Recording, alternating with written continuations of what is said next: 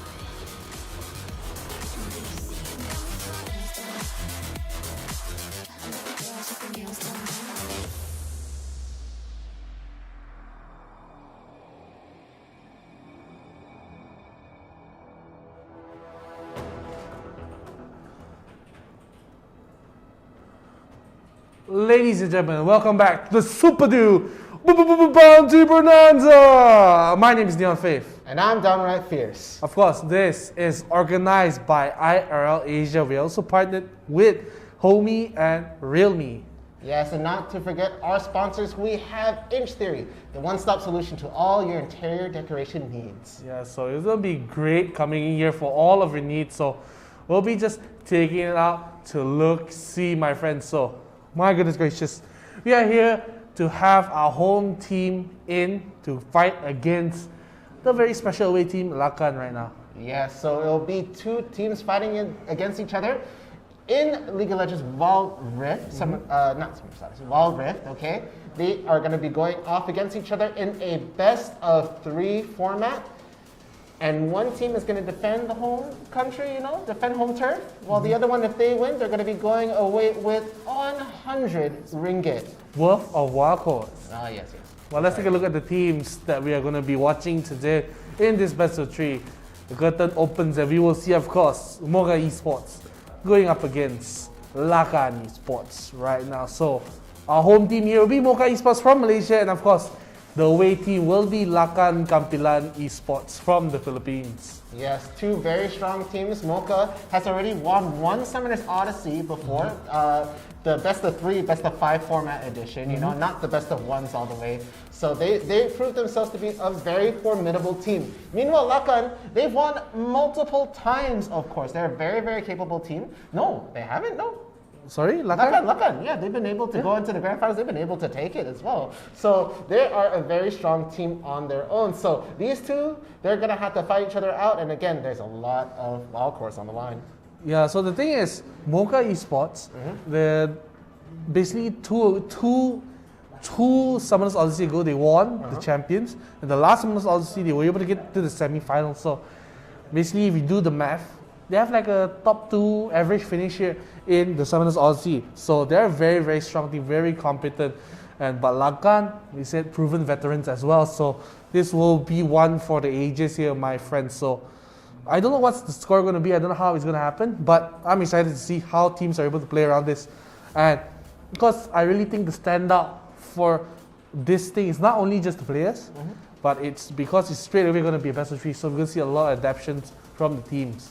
Yeah, so they're going to have a lot of breathing room to try and figure out how to play against each other. Maybe we might see some respect bans coming in the first round. I do know that they know, I believe, Arashi and Lo-Fi. We saw other teams actually ban specific champions to those two. Lo-Fi, the top laner for the side of Mocha, they banned his Fiora. They even took away Renekton from him. We've seen him have to play a whole bunch of other champions just because of bans like that. And Arashi, he's a very solid Lee Sin. We've seen him play a lot of Vi as well, but we've seen people just specifically ban him out as well. And the thing is, as well, talking about Mocha mid laner, they have 𝐬𝐻𝐿𝐻𝐻 here. Oh, yes. He's playing a lot of Ahri, and his Ahri is pretty good, but sometimes when he's forced to flex off his Twisted Fate, it's fine, and his Ziggs hasn't been performing to the standard that we usually see Ziggs play, so maybe a champion pool will be a slight issue for the side of 𝐬𝐻𝐿𝐻𝐻. But take a look at Lakan, they're a very versatile team. They can do a lot of things, like they do like to prioritize the Lee Sin sometimes. Oh, yeah. So we might see a lot of Lee Sin here. Arashi likes to play Lee Sin as well, so might see a contest with Lee Sin. Or sometimes we say, alright, it's going to battle Lee Sins, and both Lee Sin players decide not to play Lee Sin at all. Yeah, again, like both teams, I'm sure, are very, very familiar in fighting off a Lee Sin. Again, that early aggression that you usually see from that champion really being snuffed out makes it very hard for him to scale later on in the game, and ultimately makes it very hard to play with that jungler. So we often see people then go into like Jarvan that has a little bit more lockdown, or Cataclysm, or maybe Vi, being able to go straight in with Assault and Battery. So we do see that sort of gameplay change coming in when they figure out that maybe Lee Sin isn't the answer. But again, this is all speculation. I'm not too sure whether these two teams have actually faced off against each other at all in my head. I don't think they have. I think maybe once, maybe. But yeah, I say with you, I'm not 100% sure if we've seen them face off each other. But the thing is, talking about, you brought a good point with junglers as well. I mean, Jarvan has been very in the meta recently just because of his engaged potential, because teams just like to go in. You pair him up with someone like Galio, he'll be very strong. And just basically he's able to frontline. So I really think Jarvan's a really, really good pick in the meta right now. Of course, I feel like Irelia is one of the stronger mid laners, top laners here, sorry, as well as Renekton. So we might see Irelia Renektons, we might see Garens as well. So we have to wait and see, because we did see a lot of Fiora coming from Lo-Fi, so Lo-Fi might go back for the Fiora. It seems like one of his comfort picks here. Well, maybe he could go for the Riven, because we did see it before as well. Yeah, again, like out of the most of the top laners, again, Riven and Irelia being the newer ones, right? We've seen more Irelia than we ever seen Riven, I think. I think we've seen Riven once in a Summoner's Odyssey, and even then they didn't win in that point in time. So it was kind of like among the top laners, we all know Irelia has always been really, really strong, especially when it comes to League of Legends PC. But because there's so much mechanical skill behind it. It takes a lot of work for Irelia to get started and all this. Riven though, I don't know whether it's just Wild Rift or anything like that, but we just haven't seen her play dominantly at all. Yeah, I agree as well. But the thing is, I think teams, they have not built a composition around the Riven, I guess. Riven's carry top basically. She needs resources early on. And the thing is, if she falls behind very early, she's not really useful. Oh yeah. You see that. She tries to go in and she just dies. She doesn't have a lot of split push potential as well, because if you're not a hit, you can just get 1v1 by even anyone like Garen, Darius as well. So you gotta be fed at team fights. If you're not strong, maybe you can provide some CC with the third jump with the kill, maybe the stun.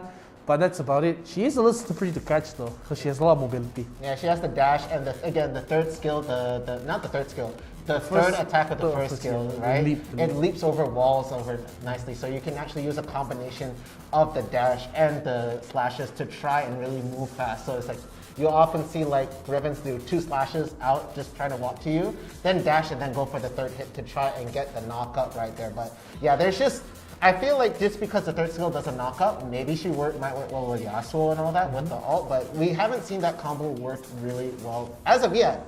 Again, this is going to be more of like they're going to be playing the mind games here, definitely. Best of 3, there's going to be a lot of thought into the bans and picks between these guys, and all of the stuff we're talking about is going to factor in a lot of these games. Yeah, you're absolutely right. I think teams will have to be looking out just a little bit more. I've got to pay attention a little bit more to all these picks, because it could be very, very dangerous coming in if you're not prepared for all these picks that teams are preparing. So I think if I were to put a penny on something, I would say we might see Renekton for sure. Oh yeah. Because Renekton has been such a strong pick, and mid lane as well, we might probably see Duensty pick up the Ahri. Maybe going for something different, we may not know. I do like the Twisted Fate. I think Twisted Fate is a very good pick in this meta as well. He deals a lot of damage, and we've seen that a lot of teams are able to utilize it very, very cleanly. So I have to wait and see, of course, what these teams do bring out.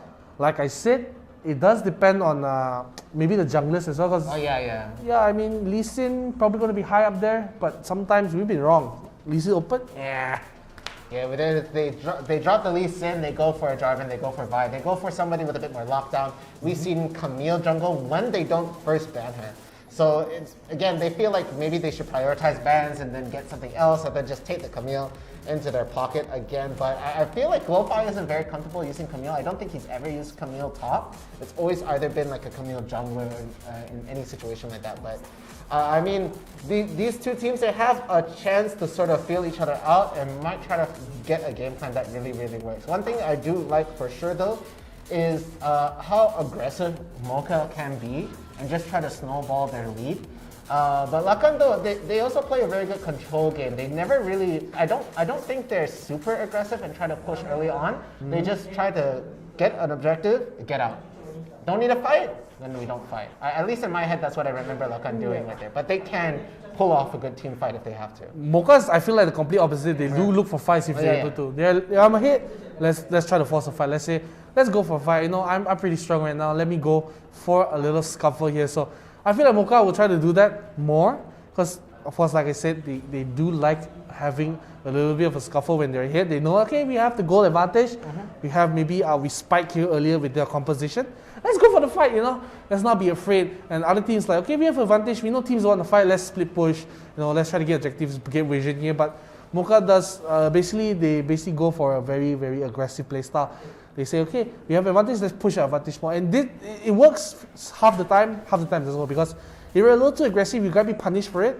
But if sometimes you play too passive, teams are able to slowly scale the late game and then punish you back. So it's a double-edged sword, I feel. Yeah, and I feel like that works really well with Arashi, because Arashi really does a wonderful job at setting the pace of the game, especially when he's with Lee Sin. Because like level 3 starts, right? He's rotating off into his lane. He's already taken 2 of the buffs right there, blue and red. He hovers around the lane, and he's usually quite confident enough to stick his hand in and try to get a fight started. And the team is so good at just prioritizing that and just making it work. And then it just snowballs so fast in that way, compared to like when he's using, like even his Vi. I've seen Vi even go in before ult. Usually a lot of Vi's, they wait till they hit level 5 to get the assault and battery before they go in. But I've seen Arashi play really aggressive, and the rest of the team, they know this and they can really play at his pace. So I like that combination that Mocha has with their aggression though. I also adding to that, I think Lakan may try to go for something aggressive as well. Because recently they've been trying to go for more aggressive plays, I can see, when they do play on stream. So this could be a little change in tempo that they are normally not used to. Maybe it's maybe more of something different. But let's just take a look at the bans and just see what they have banned out. I think it's very important to see. This will basically determine who is doing what. But let's just see. Of course, Mocha has the first ban here. They'll be on the blue side. Okay. Probably a respect ban for Lakan. I usually think that 𝐬𝐿𝐼𝐻 will go for the Ahri, but probably they have something up in the sleeves. Because I need to see what Lakan responds, because if I'm Lakan, I'll be like, okay, you ban the Ahri, fine. You just ban the Gragas. Because they do know that 𝐬𝐿𝐼𝐻 also plays a mean Gragas in the mid lane. You saw a lot of Cascades land, so just banning out. Okay, you want to reduce your champion pool? Let me help you with that. And they get away the Camille as well, so no Arashi Camille as well. So will be 2 very sensible bans. And this is actually very good. So if I'm Mocha, I'll probably ban someone like Ziggs or Galio. Galio comes in as well. Okay, so there is no Galio right there. The Ziggs is still in the pool. We have a lot of strong champions in there. Akali, it has been, I don't think I've seen a lot of first pick Akalis as of yet. You know, she sort of fell off in that sort of way. 𝐒𝐻𝐿𝐼 is still in the pool. We do see some teams actually banning out the 𝐒𝐻𝐿𝐼 straight away. Very strong ADC, AD carry, but yeah, I don't think that is going to be the big thing to go for. And here we go. So it looks like 𝐬𝐿𝐼𝐻, he's hovering over the Annie right now. Okay, but a mid lane, Akali, I haven't seen that in quite a bit right there. But what do you think about this so far? Yeah, I love the Akali coming in here.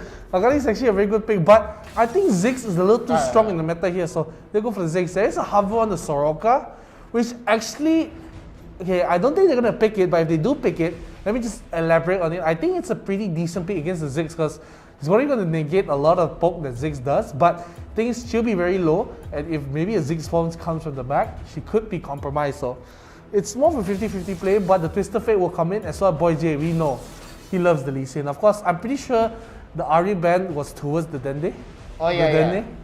So makes sense here. So they will get that first. So actually, we don't see Arashi here today. We have right time. So so maybe I'm not sure if Arashi is playing or not. But Varus and Renekton straight away locked in. So we said Renekton, very strong pick, picked up here.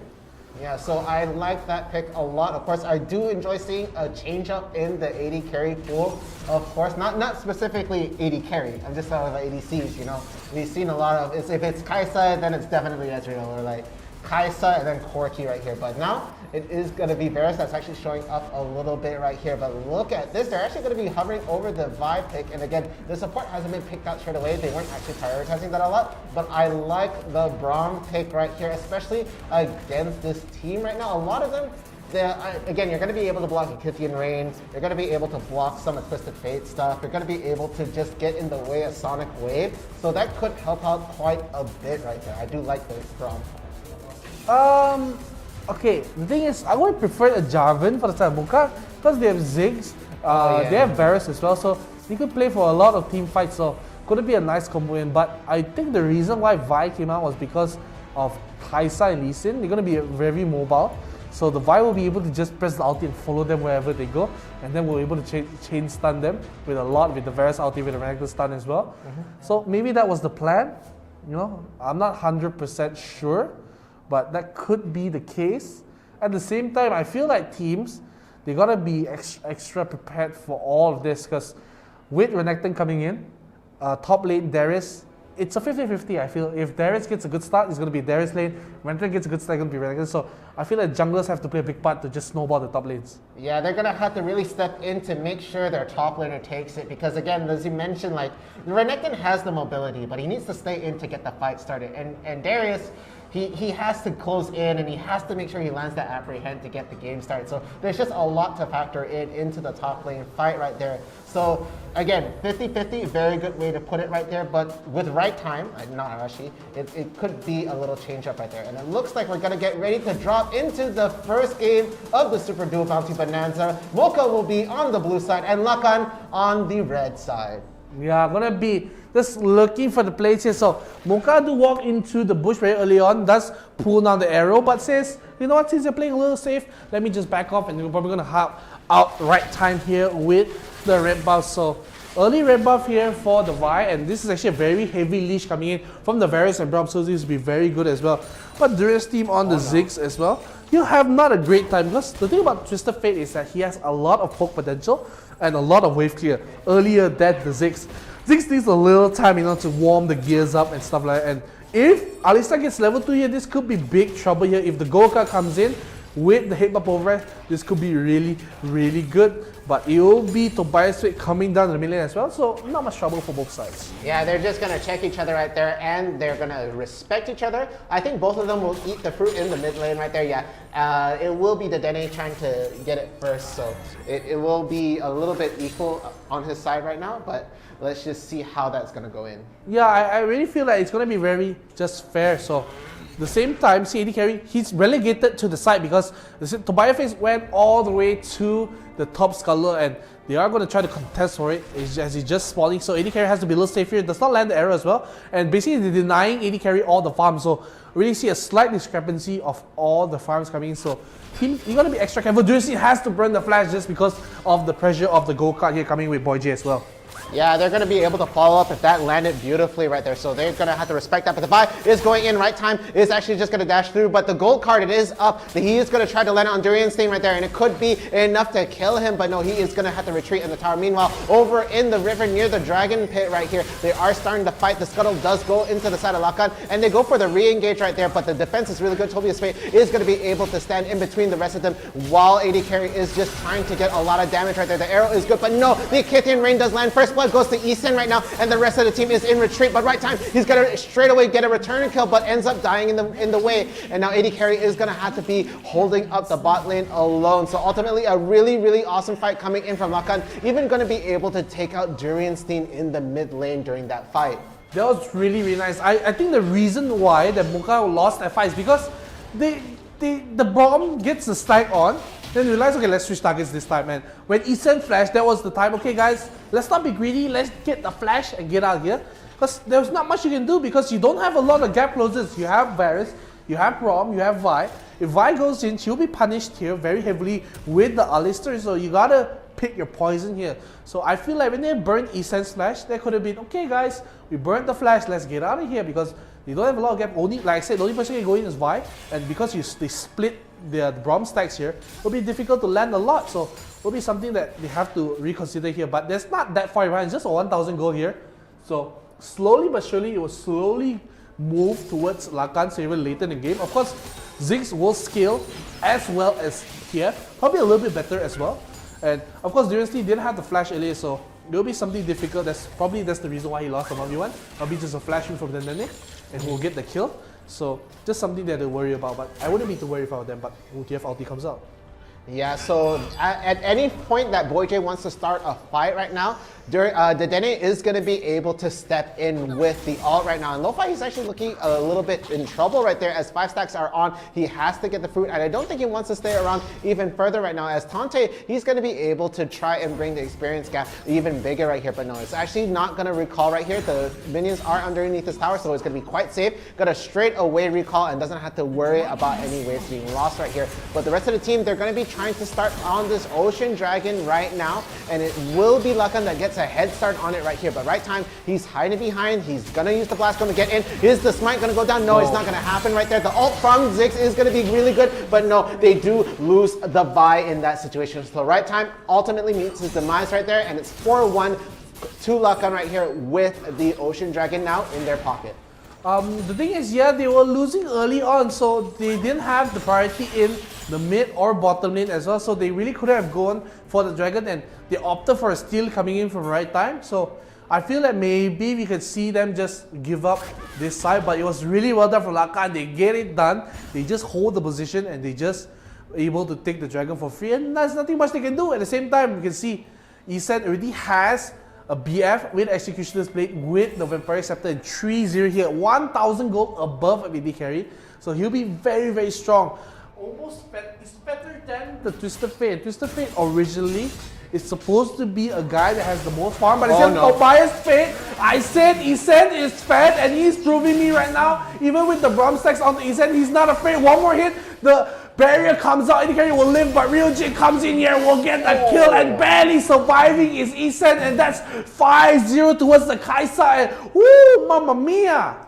That was really, really good tower prioritization right there. So 𝘍𝐿𝐺 actually stepped in, made sure that he was tanking the tower just to make sure 𝐒𝐮 was staying alive. And so he's going to be looking at 5 kills right there, almost at 6k gold. A huge gap between him and AD carry right here, as he's going to be able to get even more items right now in the fight. Onto Lo-Fi right here, the ult comes in from the Dene, the ult also coming in from Dante just to get a little bit of damage, but no, ultimately it will just be the auto attack that finishes off the job right there. So Lakan, they're looking really, really strong. 24 gold compared to 19 right there. A huge, huge gap. And the Rift Herald is just shown up right now. And Dante, he can just stay in this lane. He doesn't have to worry too much about someone else coming in right there. I don't know whether 𝘬𝐻𝐿𝐺 actually has the Ziggs ult. I'm not too sure whether he wants to throw it right here. But the fight is going to break out into the top lane of the river right there. Varus is going to die straight away. AD carry out of the picture right now. Tobias Fate trying to go for the retreat. But right time, he does hang around, just try to peel for him. But the satchel is going to be good. Going to be able to split them up. But no, Tobias Fate ultimately meets his demise there.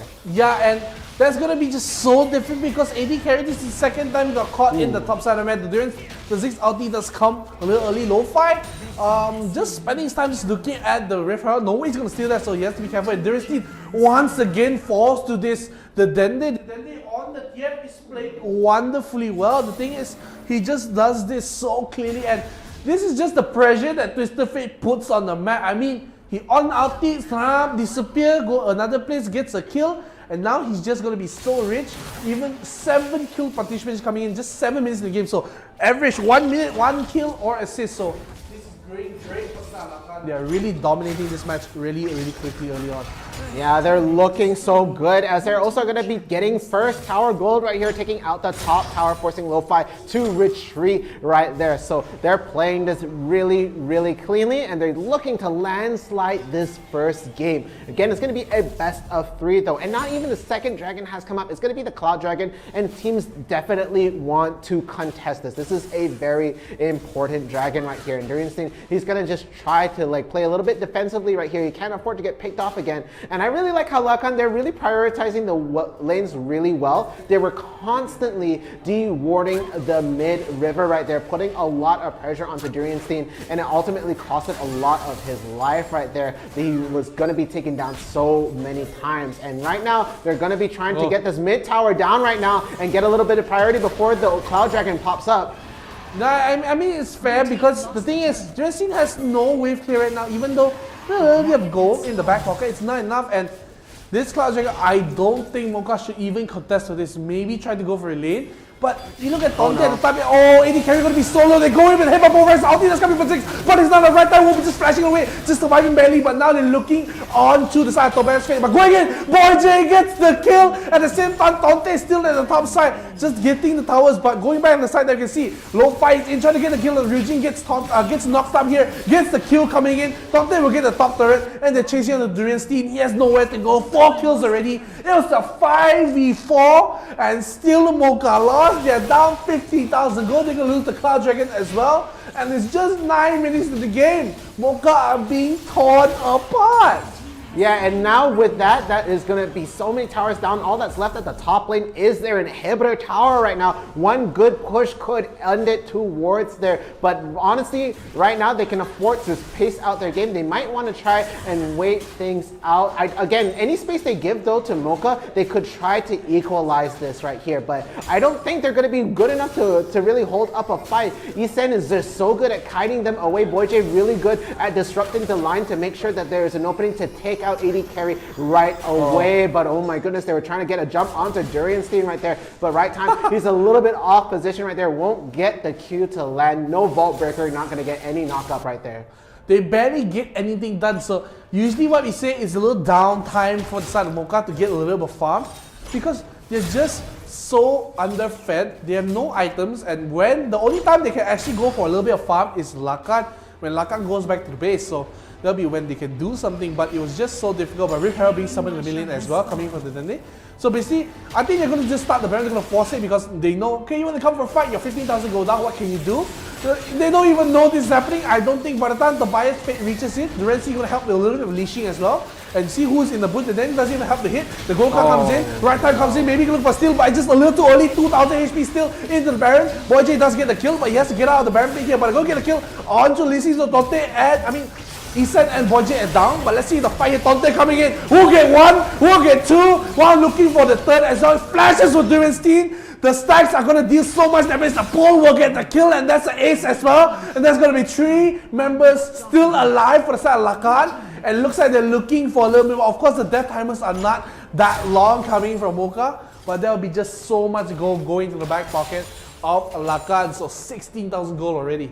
Yeah, they're just doing such a solid job and holding this lead down right now. They're doing a great job for the side of Lakan right here. And looking at things right now, I feel like the Dene is just a terror in the mid lane. He's been really picking up the pace in a lot of these fights, and 𝘬𝐺 has just been so good at backing him up every single time right now. So mid tower is gonna go down. All that's left is the bot tower before the inhibitors right here. So it will be a big push, and they did stop the Baron earlier on, but it looks like they're going to get a fight again. AD carry a little bit too far forward, so Bias Fate not going to be able to step in time, and right time he's going to be gone right there. I think the ignite, okay, no, it's not going to be quite enough. He is going to be able to heal up right there, but it's not going to stop the advance for the side of Lakan to take out this mid inhibitor tower here. They get the kill. 𝘍𝐿𝐻𝐿 trying to go in. Didn't even have time to pop the ultimate and say, okay, no Renekton, let us go towards the Baron.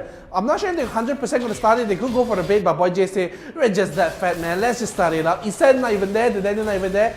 Like, guys, I need your help. But the Dende will just get the blue buff, and he'll be just there as a buffer for them to hold this position. So I think really difficult. The rest team does send out armor. A lot of damage here from the Ziggs, but it will not be enough. Right time that's coming, but not at the right time. He will be taken down. And now the ulti coming out from the Dende as well, going in with the go kart. He does land it onto AD carry. AD carry is dead. And that's going to be 2 members down. It's going to be a 5v3 in the base here. And Lakan are looking to push a little bit deeper. Yeah, with the Baron buff, these inhibitor towers don't stand a chance right now as the split push is happening. 𝐿𝐻𝐿, in fact, is just going to start the red while all this is happening. He can just relax right there. The Baron is going to take out 𝘍𝐿𝐻, top inhibitor tower down. And I think they're going to just attack the Nexus right there. Look how confident they are. The Dene just walks up and Zonius right there. He knows that he can't do anything as the rest of the team just pushes the Nexus, and that is it. Game 1 in less than 15 minutes goes to Lakan right there. Oh my goodness gracious. You know, have you ever went to a demolition site? Yeah. That's basically the starting of the Wow, all the bricks there, you know. That's basically that what used happened. to be a Nexus. That used to be a Nexus. That used to be Mocha right there. But that was a demolition. Demolition. Yeah. For the side of Lakan. So Mocha, they really got that handed to them the first game. And it's still a best of 3, so you can't say, oh man, Lakan. It could be a comeback from Mocha, or we might see the same in the second game. We're not sure because it was not just through macro. It was basically just on micro. All of them lost their lanes. Every single one. They just couldn't manage because I think TF has so much pressure in the map with the ultimate, and they weren't prepared for, like, you know, 𝘍𝐿𝐻. I can go for the 1v1 with Tonte, sees the ultimate coming from TF, and oh man. But let's take a quick look at the stats here, ladies and gentlemen. Yeah, so let's take a look at who your MVP is. Of course, it's going to be 𝐒𝐮𝐩𝙊𝙐𝙉𝙍𝙍, finishing off the Infinity Edge right there, Blade of the Rune King. And actually doesn't get to finish much more of the other items right there. Still stayed on with the Executioner's Calling right there. But AD Carry, he's going to be the MVP for the other side right now, on the side of Mocha right there. And just going to be finishing off the Omen Ghost Blade and getting the I keep getting tongue-tied on that one. Yeah, that one. I want to say Masamune, but that's not the right one. Masamune, that one, no. But look at the goal graph here, just basically a sea of red. There's a little, little grass patch there on the ground, but it's basically all red throughout. So Lakan really hammering down a 20,000 goal lead, just shy of 50 minutes. So they really hammered that game in. So well done to them. I mean, honestly, they weren't in trouble at all any point of the game. Yeah, and it was very difficult for them to get any footing in that game at all. So Mocha, they are going to be down one game, and it's going to be that first team that gets to 2 wins in their pocket to be able to take the Super Duel Bounty Bonanza right there. But with the way they're prioritizing lane, I felt like there was just a lot of pressure in the mid lane, right? As soon as a ward goes up to try and stop any fight happening right there, you know, just to protect 𝐿𝐼𝐻𝐿 right there, immediately a support came in, de-warded right there. And it was just the pressure of the unknown that was really on to 𝐿𝐼𝐻𝐿.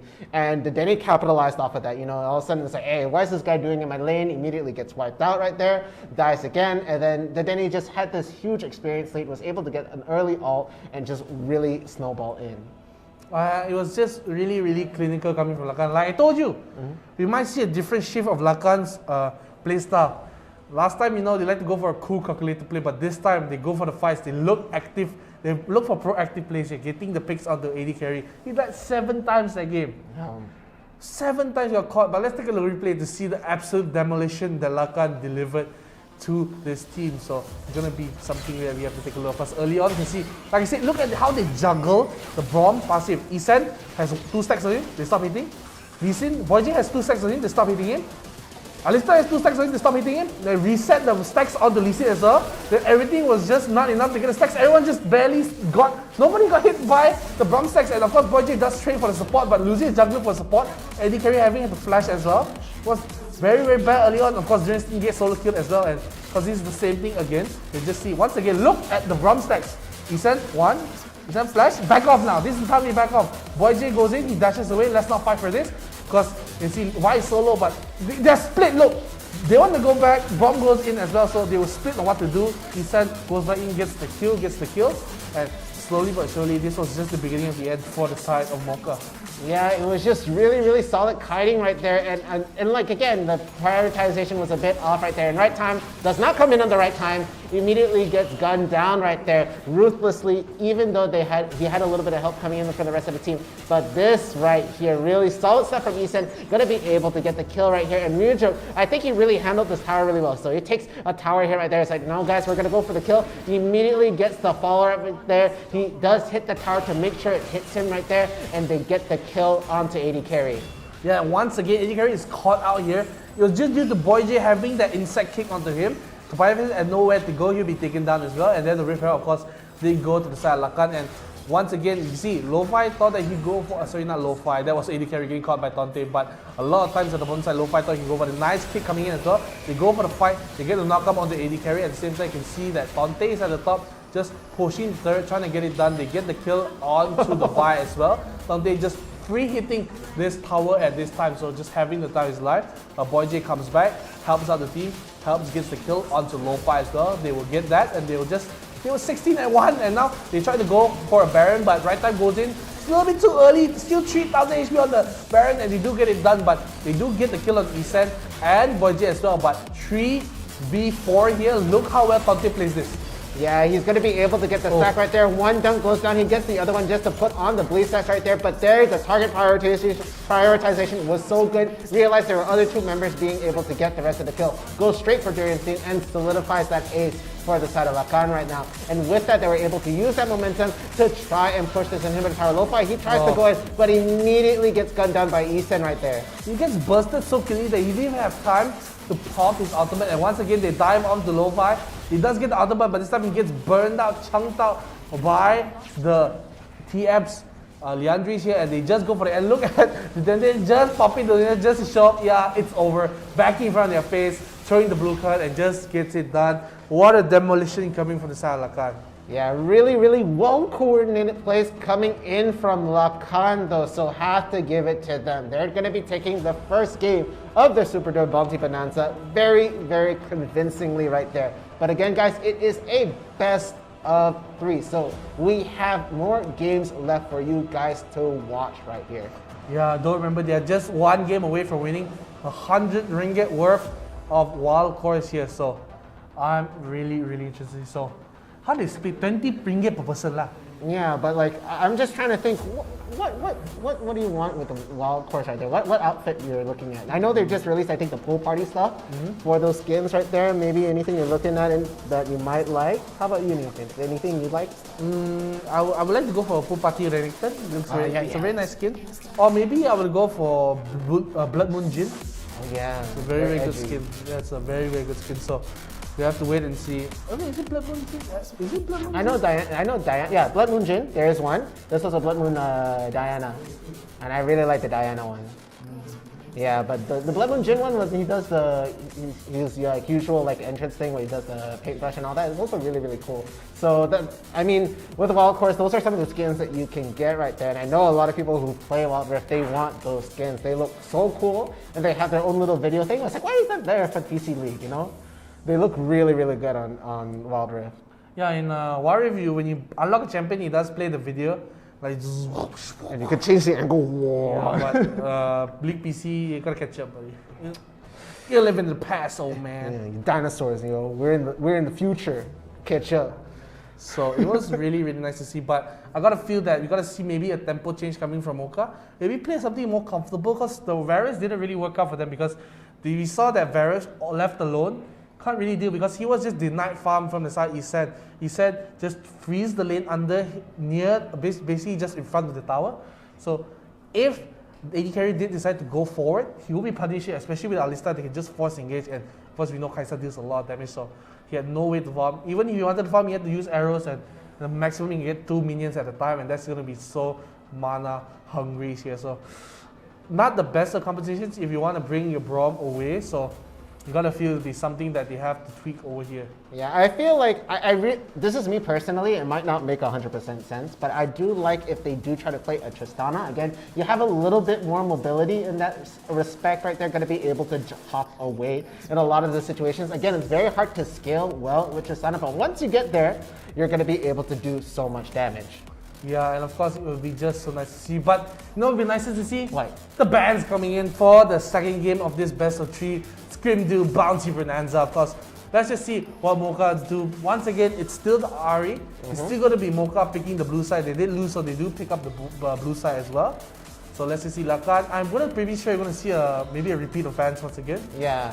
So I feel like it wasn't the band's fault in that game at all. It was just the game plan coming in right here. So I'm not going to be surprised if it's still going to be the Galio, because the Dene, he's so good on the Galio as well.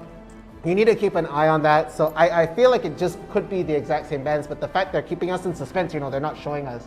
I don't know what to say. Mocha probably still thinking like, okay, what do we ban? What do we ban? Ziggs, or you know, they don't want to play the Ziggs, but they're the one that ban Ahri, so of course they're just gonna ban out the Dene. They have the first pick, so they're gonna fancy the Ahri away. So let's just see. Maybe they ban the Twisted Fate, maybe because it did provide a lot of pressure though. True. Oh, and it is going to be the Ziggs, and maybe Durinci might take the Twisted Fate for himself. So that could be the play coming in right here, because again, first pick will be going to Mocha right there. So I do want to see how they're going to be playing out this very first pick. Yeah, I mean, going to be very interesting, of course. You don't have to wait and see. Durinci is going to be the first pick. So what does he pick here? Does he go for the Twisted Fate himself? Yep. He's going to be, say, I'm going to deny it away from you. And this is a very good pick. That's why I said earlier, okay, let's ban Ziggs. Because if you ban Ziggs, you get the first pick in the mid lane. And Twisted Fate is a very good pick. Who else do you pick against the Twisted Fate? Akali? Yeah. Not a good pick, because Twisted Fate has ultimate to reveal you in your own smoke. Who else can you pick? You have probably Galio, which is the only decent pick. And in lane, you're going to lose really hard against TF. He's just going to poke you. And there's just no good matchups against this Twisted Fate in the mid lane. Maybe you go for Zed, but that's a Zed, you know? Who wants to go to Zed? And Looks like Lakan is fancying a Z right now, just to tickle my loins here. But so far, nothing solid so far, and Vi and Janna is locked in as well for the side of Mocha. Braum instead of the Alistar this time, so probably wanting it to deal with the Twisted Fate whole card. Yeah, so I do like that he's going to be able to stand in the way if anything like that, but no, it will be 𝐒𝐮 using Xayah right there. I do like that quite a bit, but how is AD Carry going to respond? Is he going to be taking the, okay, I think he heard me right here, and I do really like this. I hope this goes through, because that mobility might be very, very good. Again, he's getting caught out way too often right there, always on his own isolator or anything like that, and they do a very good job for the side of Lakan to literally surgically remove AD Carry from the fight at the very beginning, and then continue on. So Tristana going to be a little bit more mobile, and I do like the comp coming in from Mocha right here. Oh, probably going to be a Garen. I would like the Garen more than the Riven here, because they do need the front line. Darius is fine as well. Either Garen or Darius, because you need the front line here for the Lakan. Of course, Braum needs someone to go in, but it's going to be the Fiora here. So the thing about Fiora is you're looking to try to go 1v1 against the right line and get an early lead. And at the mid lane, Twisted Fate will probably be fine against Orianna. Just have to dodge out the balls coming in from her. So we'll be just having to hold the angle. Okay, you know, if I can't win the lane, Twisted Fate can always just clear and get away, So just throw the cards. red card, shoot, done. Yeah. So that's going to be easy if you're not looking for a fight. Of course, it's very easy to set up ganks as well with the Vi. And I feel like that's what you want. The one weakness of Twisted Fate, he doesn't have a lot of escape. He doesn't have no mobility. That's why you see Duristy picking up the ghost here to try to run. Yeah, once he sticks and commits to a fight, Twisted Fate has very little to do to get out of that right there. So it might be a really good idea to pick up that summoner skill right there. Going to be taking the ghost with the flash, of course. So preferring a little bit more mobility than trying to get an ignite or surviving with a barrier might be a very good play right here. But again, we're just going to have to see exactly how Mocha is going to execute their game plan. This is, of course, a little bit of a change up compared to how we saw the first pick right there. So going to be very excited to see what game 2 will bring us here. I'm really, really excited. Of course, it's going to be something we have to wait and see. Will Lakan once again just demolish the side of Mocha, or will there be a little bit of mixer coming in? We have to wait and see, ladies and gentlemen. So right now, at the same time, 𝘎𝐺 just checking out the red buff here. Nobody's going to come in to their side to maybe go for a little contest. But he's going to start the blue side. Both sides will start the blue side, but we'll be a little quicker coming in from the side of Mocha, since it's going to be, they're not on the mirrored side. Sorry, they are on the mirrored side, if I'm not wrong. Is it? Oh, no, it's not the mirrored, the opposite of the mirrored side. Opposite of the mirror side right there. So they're both starting off the red. Of course, the Vi is going to be moving a little bit quicker because, again, having the help of 2 people right there, going to be able to rotate off faster. But look at the hover between the mid lane right there, as they're trying to get a little bit of vision and trying to figure out where right time is going to be able to suck him out. And he actually takes away just one of the smaller raptors away from right time right there with that with the skill right there with the frostbite. Just a little bit annoying, but that's kind of funny right here. But during the scene, he's getting a little bit poked out, and again, it's going to be very, very tricky for I think Twisted Fate to lane here. Again, has to worry about the range of the ball right there coming in from Orianna, doing a lot of damage. But First Team Blood gonna go straight into the pocket of Lakan right there as they go for the 1v1, and Lo-Fi meets his demise right there. What did we just see? A 1v1 coming from Tante. So I said it earlier, man, this hero pick is to go for the 1v1 against the side of Lo-Fi, and Lo-Fi brought his ignite and flash as well. So we'll be so aggressive coming in as well. And 𝘎𝐺, because of this, I think Lakan will be able to double scuttle, because they're going to take the Dende has to be careful here. There's not a lot of danger. He can just walk off, but he will burn the flash just to stay safe. 𝘎𝐺 takes the scuttle already. He has W, but look at who's coming at the same time. Lo-Fi coming in, going to be backing off as well. Right time will be backing off. And the bottom scuttler will still be alive. Nobody's taking it just yet. Oh no, actually he's going to be going to the side of Lakan. 𝐒𝐮 will be one finishing off, so they will technically get a double scuttler here and almost a 1000 gold lead already so early on. This is the same thing that happened last game. They had a very early lead at 1000. We thought, okay, it's just 1000, it's not a big deal, but Lakan started to convert very early on. That was a nice bomb for AD Carry. And the thing is, like you said about Tristana, he has a lot more mobility and more wave clear than Varus, and it's more mana efficient as well. Yeah, so I feel like they're going to have to really funnel into this bot lane right now, because that is not the clear losing lane at this point. Top lane, it's going to be very hard for him to come back after that first blood right there. As we already see, Tante is already at level 5, has the ult, and Lo-Fi hasn't quite reached there just yet. But in the bottom lane, though, they are equalizing this lane quite a bit, and they're doing a good job of it. Again, the shield coming in from Tobias Fate and the damage coming in from AD Carry has been quite solid. But another jump on AD Carry, they could try to capitalize this off right now. So once 𝐿𝐿 gets his ult, it could be a very, very scary thing to be in that bot lane. As we already see 𝘎𝐻𝐺, he's hovering around the lane right there. And right time, I think he's mirroring him right now, as he might just try to go for the red buff and go straight into the bot lane to try and get something started.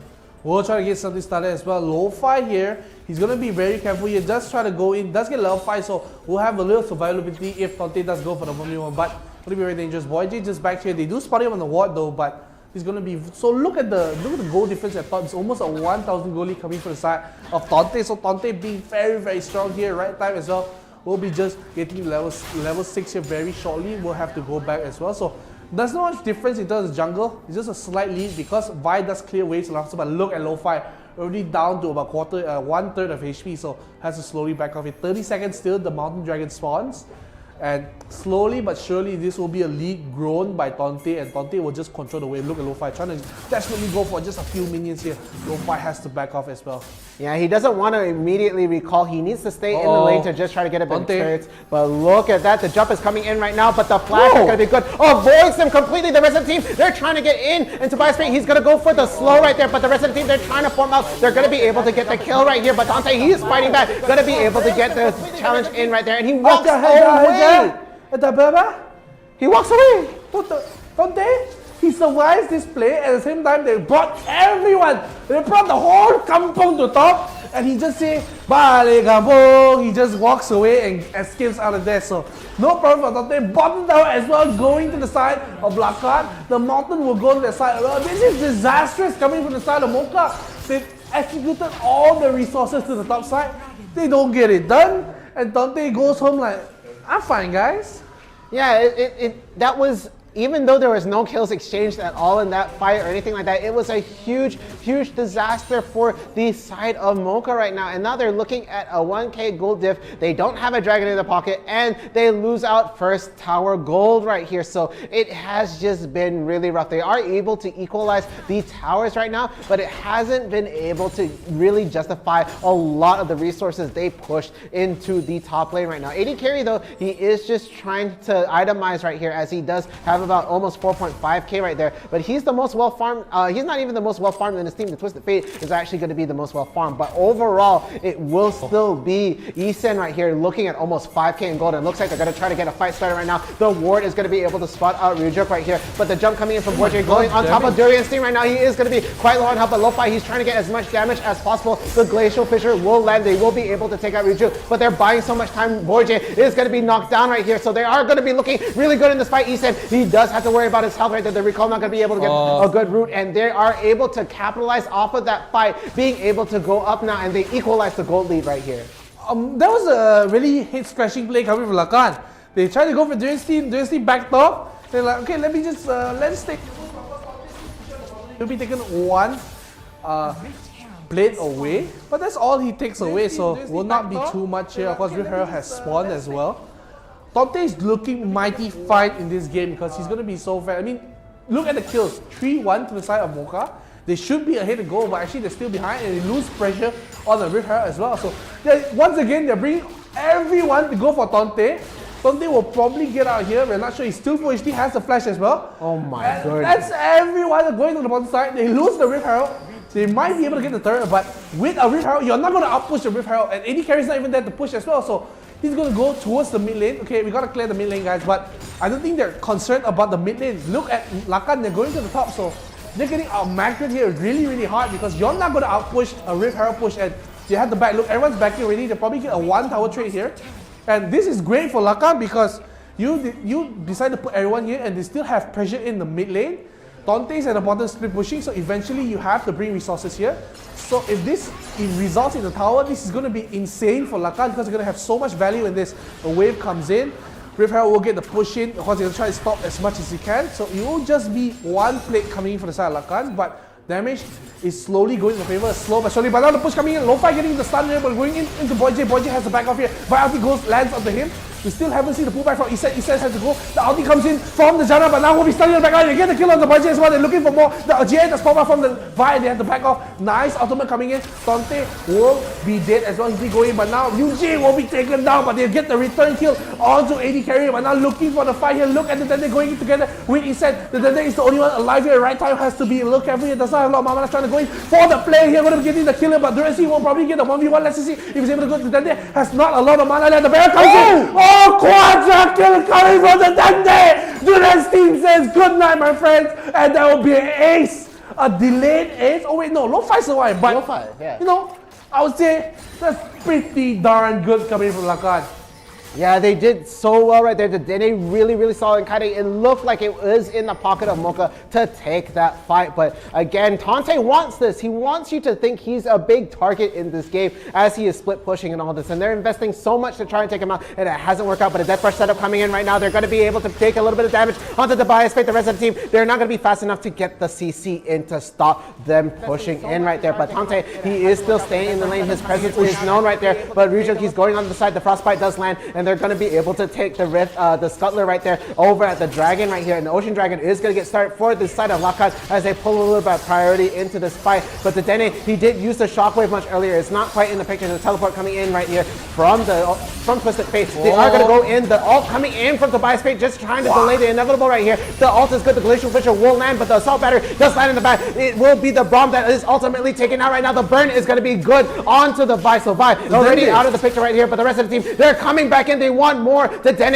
and 𝐒𝐮𝐻, they still want to fight right here, but they're going to have to dodge the Twisted Fate cards. But Tante, he is still going in out the bottom lane, but he has to just back off right now as he is just a little bit low on health. But ultimately, a 1-for-1 trade right there. They get the Ocean Dragon. That's 2 dragons in their pocket right now, and they get a little bit of priority into the lane. And oh my goodness gracious, the damage coming on that tower right there. How do you know I was going to do that? I heard it earlier, and I saw your face. It was going to happen, man. I know. I make the hard reads. Fair enough. So 20 seconds still, the Baron spawns as well. This is really good for Lakan. Like you said, it's just 2,000 gold to the side. Lakan, that's not a big deal. But it's the comp. Lakan shouldn't be winning early. They have a Xayah, they got an Orianna, they got a Fiora early on against a Vi, against a Tristana, against a Renekton. They should not be winning early. They should be the ones scaling right. This is their time to shine. This is the mid game. And they are with a 2,000 goal lead, but for this comes going to be so much. But right time goes in. This is going to be a little deep, I feel. Same time, they do get a kill on Durasi as well. And now the turn coming in, the TP coming in from Lo-Fi. So Tante is not in the fight here. It doesn't have the TP, but now Lo-Fi will pop the ultimate, looking for the kill onto the Xayah. 𝐒𝐮𝐻 will go down, but now �ΠointJ does not decide to go in. They have to back off just a little bit. The Dende, of course, very strong still. It's going to be a 1-for-1. Tante is still pushing on the bottom side. They're just going to buy time here for the team. All the members are still here for the side of Mocha. Tante is just pushing. He doesn't care. Like, okay, you guys want to go for it? Oh, right time. Got to be careful here. They're still delaying the back here, and nobody's going back here for the side of Mocha. So Tante will start hitting onto the Nexus, the Haven turrets. But of course, they won't go for a little bit more. But slowly but surely, look, the goal lead now from 2K to 2.5. They're slowly going. They're looking for Tante once again. He's just going to walk away one more time. And this is more time wasted from the side of Mocha. They could be going into their own jungle to get a little bit more vision. You shouldn't go for Tante. Tante can just run. They're just leading them by the nose right here and putting Tante as delicious bait. Even though they did let him slide earlier on into that fight right there, they thought they were going to go for a Baron, but Tante, he was going to be the bigger target in that situation right there. So this is going to be really head-scratching for Mocha to try and get into this right here. Again, they have the kill lead right now, but the way Lakan are playing this right here, kiting them across the map and wasting a lot of their resources, it will still be very good for the side of Lakan right now. But the team fights have been really good for Mocha. They've been able to get a lot of kills into their pocket, but it hasn't materialized into anything in this game as of yet. And it has just been a huge struggle for them to try and get some momentum in their pocket, even looking at the items right now. Yeah, looking at items, but it's not all over for Mocha. They still have potential to come back. It's just 3,000. I know I've been saying, but your fam, you macam girl lah. You say it like this one time, then another this like that. So I'm going to just change my mind here. I'm going to say that Mocha is still in a favorable position here. They still have things to do. But the thing is, as longer this game goes, Tante is going to get stronger and stronger. you can see the scaling for Orianna kick in. Now they're going to force out the mid lane here, but they just had to burn the flash on the right time. So right time does the flash here, going to be fine as well. 𝑬𝐿𝐺 just uses the ultimate to just push them back. And 𝐿𝐺 still at the same time will be just still fine for right time. So he did use the flash as a safety precaution here. And with 90 seconds still the Cloud Dragon, this could be another fight that goes... Basically, I think whoever wins this Cloud Dragon will have basically the momentum for the rest of the match for now. And with the way that Lakan has been playing, a slow, methodical push with the Dende in the back with 𝐒𝐮 as well, this could be really, really hard for them to push it, especially no flash for right time. So if he goes in the pit, he has no way out. He has to commit to that play. So going to be a slow push coming. You're going to clean out the mid lane just to secure it down. Oh, right time goes in, but the J comes out of the boy J. Coming for the help. It's going good on to 𝑬𝐿𝐺. 𝑬𝐿𝐺 going to be just careful. Kicking from boy J into AD carry. AD carry going to be solo. Dante will go in as well. 𝐒𝐮 going to kill onto AD carry. Looking on to right time. The J will not be procced at the same time, but Dante looking for the kills. 𝐒𝐮 goes in. The Pious Fate will barely survive as well. The Duran will be so low. No fights will go in. Dante comes in. Yet the shockwave coming. They're all just so low for the side of Mocha, but that'll be more than enough for Lakan. They say they're just so low. Let's start on the Cloud, and Dante just says, alright guys, snap blue, we'll go to the top and get the turret over there. Yeah, really, really solid stuff. They prioritized their target really well. Literally removed AD carry away from the fight right there. So a lot of the damage coming in from the side of Mocha was not there. And with that, they were able to just push them back into their fountain right now. Easy Cloud Dragon into their pocket right now. All three dragon buffs in their hand. And the next one will be the Elder Infernal Dragon. A huge priority for either of these teams right now. But right here, Mocha, they're on the back foot right here. And it's just as you said it, with this momentum, it looks really strong on the side of Lakan to take this game potentially, as they have just such a momentous lead. 51,000 gold compared to 48,000 here. You know, sometimes Mocha have this tendency to turn games around which have no business of winning. And that is one of the good things for Mocha, because with the aggressive playstyle, they're able to look for these proactive comebacks here. But they will need that here to come back against Lakan, because Lakan is playing this by the book. They're not forcing any fights here. They're slowly clearing vision, getting more control about the jungle. Every time there's a mid wave, they clear it instantly. Dante is the sideline. He knows that he's better 1v1 against Lo-Fi. But he has to be careful because he doesn't see a lot of members. Oh, the Dante might be caught at the mid lane. He's a little too far forward, but right time does not spot him out just yet. But Lo-Fi is just so strong. The TF ulti comes out. You gotta be careful here, boy J. Boy J is gonna be caught out here. He does have to use the gun. He's gonna be just so low as well. 𝑬𝐿𝐺 is coming for the help, and they're gonna be fine for now. Boy J has to back. The thing is, they can't get anything. Oh, the Dende, the mid lane. You can see that right there. Actually tried to go for a little play, and he had to make a little wrap around. He should be fine for now, but look at this. Dante is just bullying Lo-Fi in the bottom lane here. Even under tower, he's getting poked. And look at the damage he's dealing onto these turrets here. It's going to be another plate down. Is this going to be just a human turret? Just... Okay. Alright. Okay, Dante.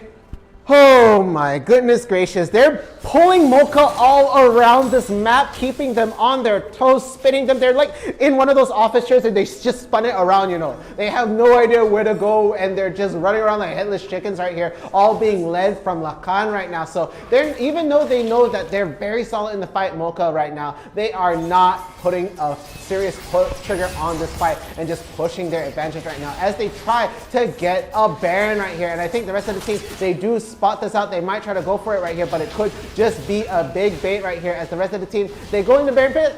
Nothing's happening right now. So it will just be a ploy and a distraction right here for the side of Lakan to pull the rest of the team out right now. And with this, they're just doing so well in controlling this map right now. They have the vision in their jungle right here with that single ward over on the bottom side, just taken out just now. And they're going to be able to run around this map for free.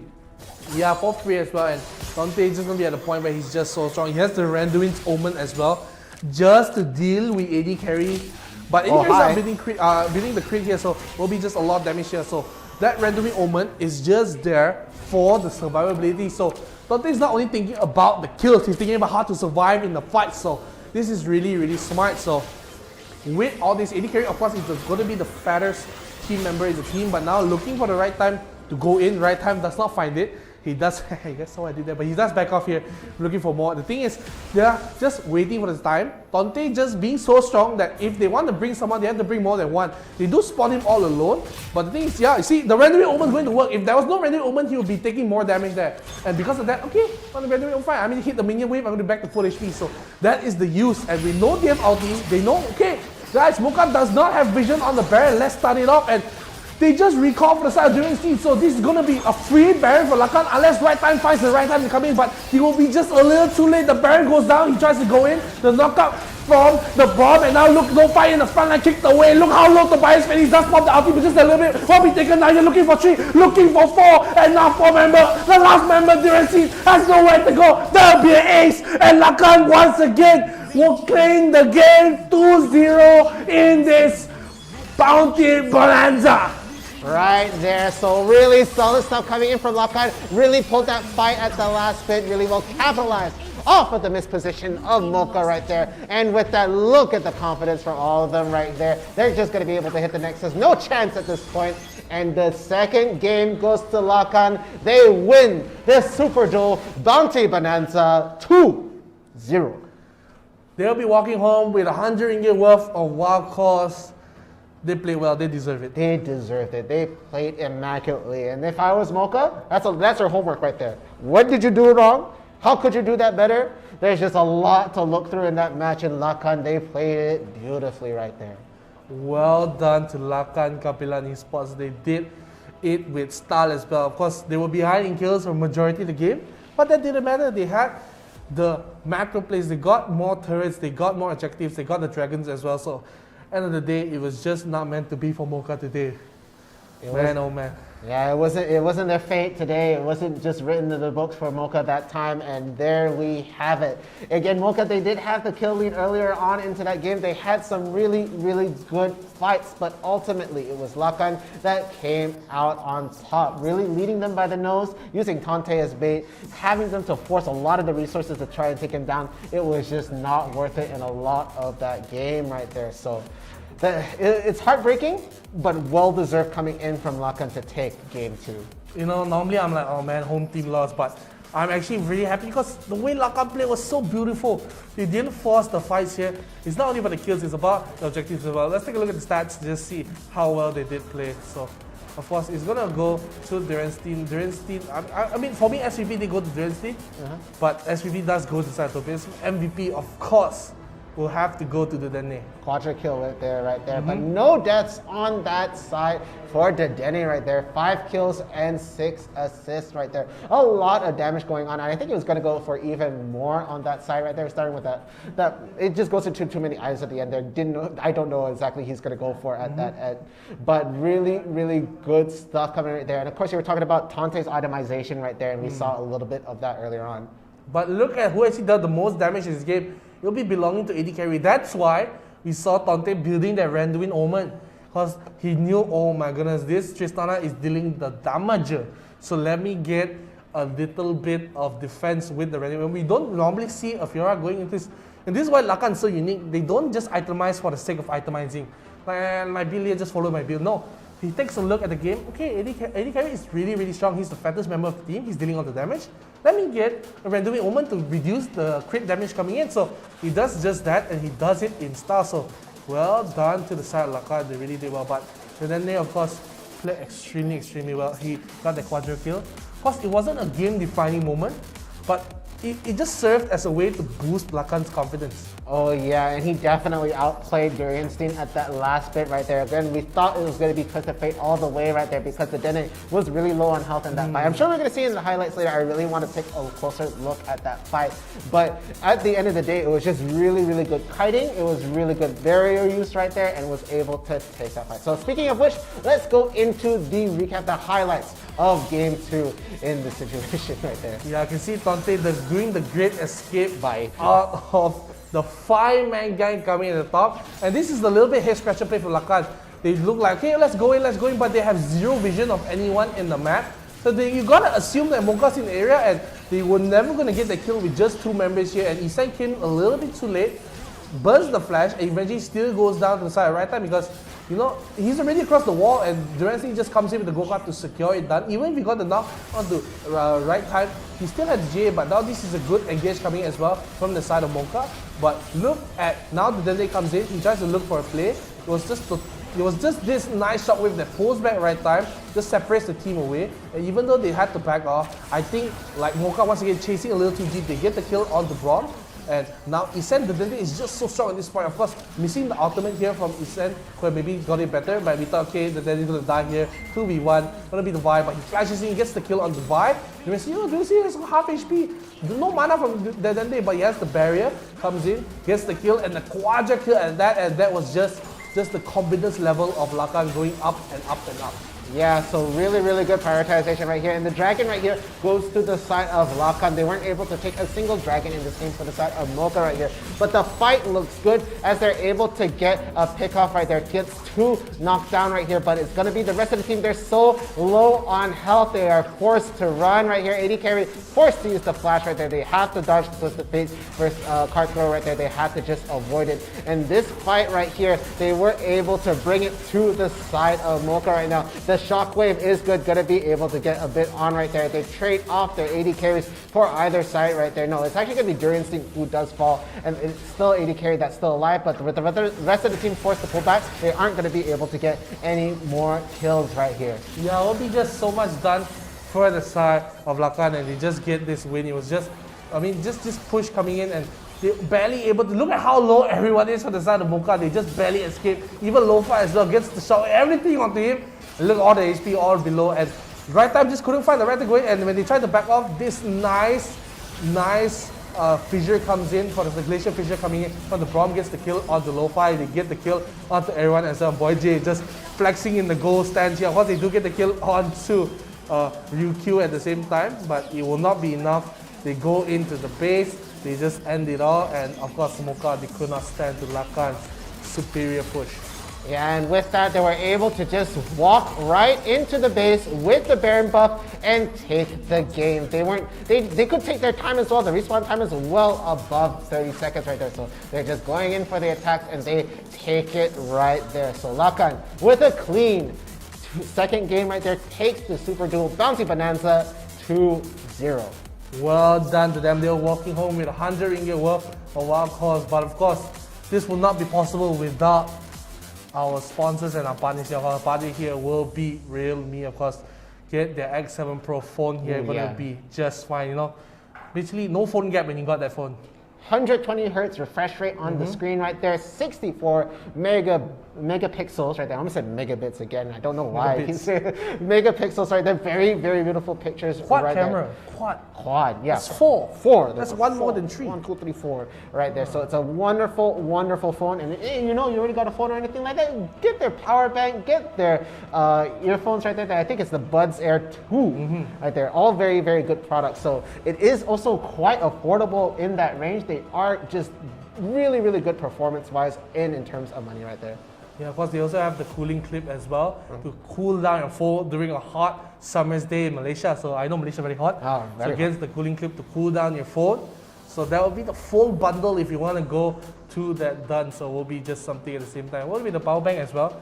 Just having a dual output. So outputting Type-C and normal USB also out. So it will be just, that's why you can support the 65-watt super dark charge coming from the side. So it will be a lot. But at the same time, also thanks to our other partners, HOMIEE and 𝐻𝙬𝙬, our sponsors. And yeah, it wouldn't be possible without them, of course. So really big thank you to all of them. And guys, thank you guys for watching in the chat. Of course, I hope you had a great time watching this Super Duel Bounty Bonanza Wild Rift Edition. Yeah, it will be just so much done. So we love you all. Of course, like I said, if I'm Lakan, I'm gonna be happy getting the 100 ringgit worth of wild cards. I'll be buying a pool party Lulu also again. God King Darius? That one over a bit lah. But of course, thank you so much for coming here. Of course, tomorrow we have more Scream 2 Bounty Bonanza. Stay tuned, stay cool. I'll be right back in about 23 hours. Stay cool.